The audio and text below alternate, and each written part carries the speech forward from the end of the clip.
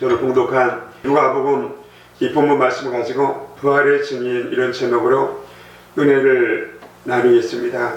그래서 고린도후서 6장 1절이 이렇게 말합니다. 우리 하나님과 함께 일하는 자로서 너희를 권하노니 하나님의 은혜를 헛되이 받지 말라. 이르시되 내가 은혜 베풀 때 너희를 듣고 고난의 날에 너를 도왔다 하였으니 보라시금은 은혜 받을 만한 때에 보라시금은 구원의 날이로다.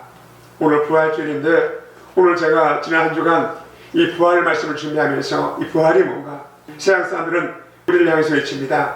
세상에 사는 동안에 돈이 최고야. 돈이 없으면 안 되는 것이 없어. 틀린 말입니다. 또 우리 학벌이 최고야. 이것도 틀린 말입니다. 요즘 대형교회들이 이 목사님이 은퇴하고 후임 목사를 청빙할 때 제일 작은 자격 조건 중에서 하나가 박사학위 소지자를 찾는 것을 보게 됩니다.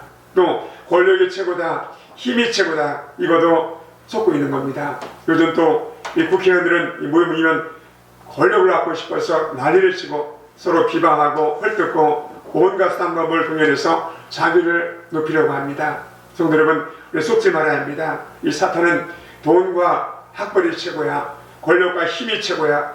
우리 속지 말아야 합니다. 우리 주님은 생명을 걸렸던 것이 무엇입니까? 죄인의 생명을 구원하는 일이었습니다. 그래서 그분은 십자가에 죽으셨고 우리에게 부활의 소원을 주시기 위해서 3일 만에 부활하셨습니다. 그리고 장차 우리를 다시 오실 심판지로 오시는 주님이십니다. 만약 우리가 심판이 없다면 우리가 이 세상 사는 동안에 이렇게 여러분 살 필요 없어요. 대충 생각하는 것처럼 흘러가며 그냥 살아야 합니다. 하지만 심판이 있기 때문에 하나님 앞에 떨면서 하나님의 뜻 가운데 사는 우리가 되어야 합니다. 여러분, 요즘 뭐 때문에 바쁩니까? 무엇을 위해서 동분서주하십니까? 여러분이 바쁘게 사는 그 일에 생명을 걸 만큼 의미 있는 일입니까?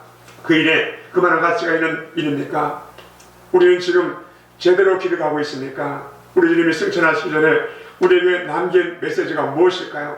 오늘 봉독한 말씀은 예수님이 부활하시고 승천하시기 전에 남긴 메시지입니다. 마지막 유언과 같은 중요한 생명의 말씀입니다. 한마디로 말하면 사람이 필요하다는 겁니다. 어떤 사람일까요? 바로 자기를 증언해 줄 사람이 필요하다는 겁니다. 그래서 오늘 봉독한 본문을 보면 우리 주님은 증인을 찾고 계십니다. 어떤 일에 증인이 필요할까요?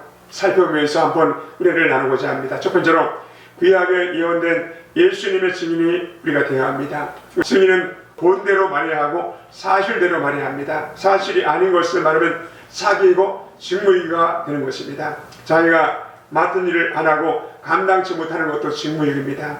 또 보았는데 알고 있는데도 말하지 않는 것도 직무유기입니다.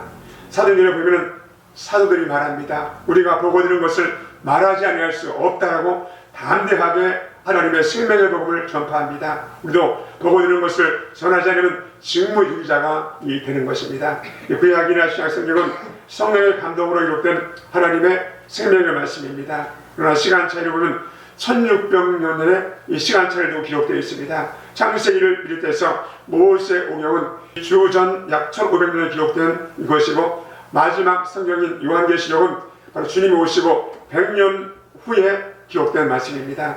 엄청난 이 시차가 있는데 놀라운 것은 초점이 하나에 다 맞춰져 있습니다. 그것은 바로 예수 그리스도, 예수님 한 사람에게 초점이 맞춰져 있습니다. 문제는 구약성경인데 구약성경 어디에도 예수님이라는 단어가 하나도 등장하지 않습니다. 그러나 예수님이라는 이름은 없지만 구약 전체에 예수님으로 가득 찹니다.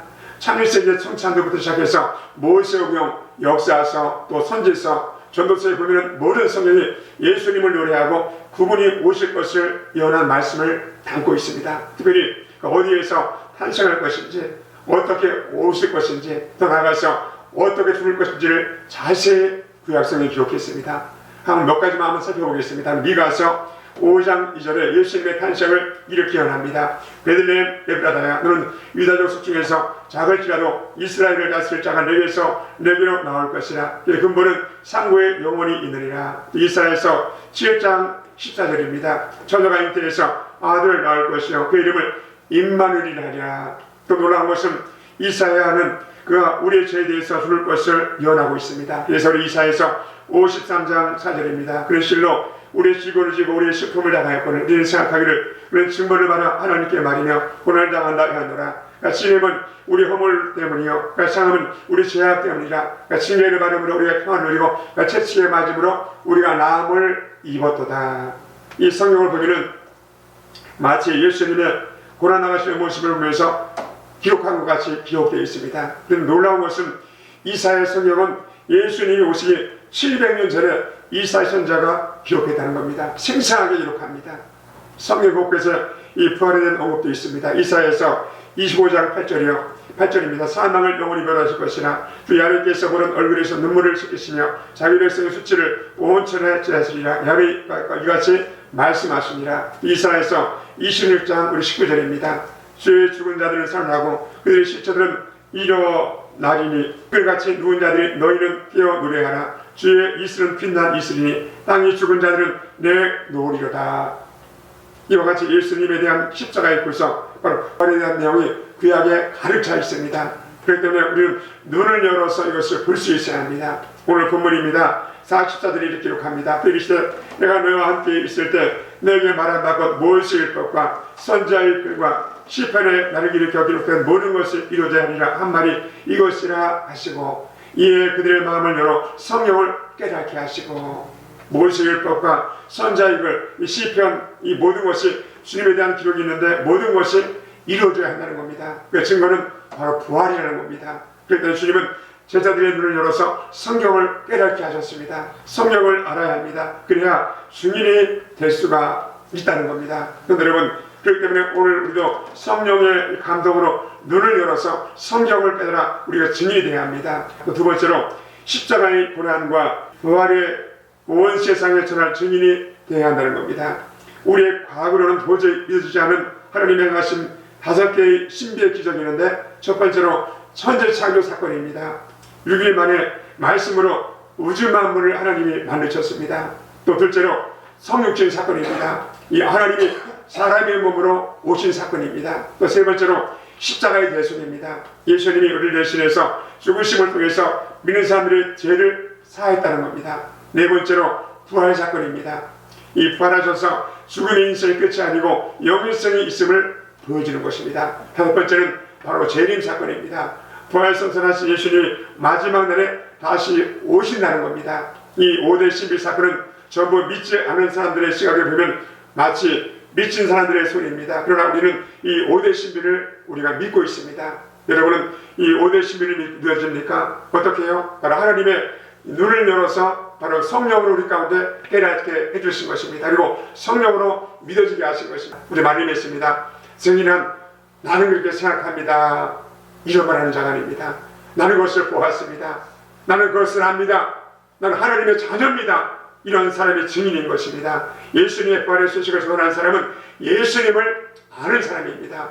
예수님을 만난 사람입니다. 그리고 성령의 불덩어리가 되어야 합니다. 그런 사람은 당당하게 부활 소식을 전파할 수가 있는 겁니다. 오늘 시대 우리 주님은 당신의 부활을 전할 이 제자를 찾고 있습니다. 이번 한 주간도 부활의 흔적을 수여하심으로 하나님과 동행하고 승리하시는 여러분 다 되시기를 예수님의 이름으로 축복하고 축원합니다.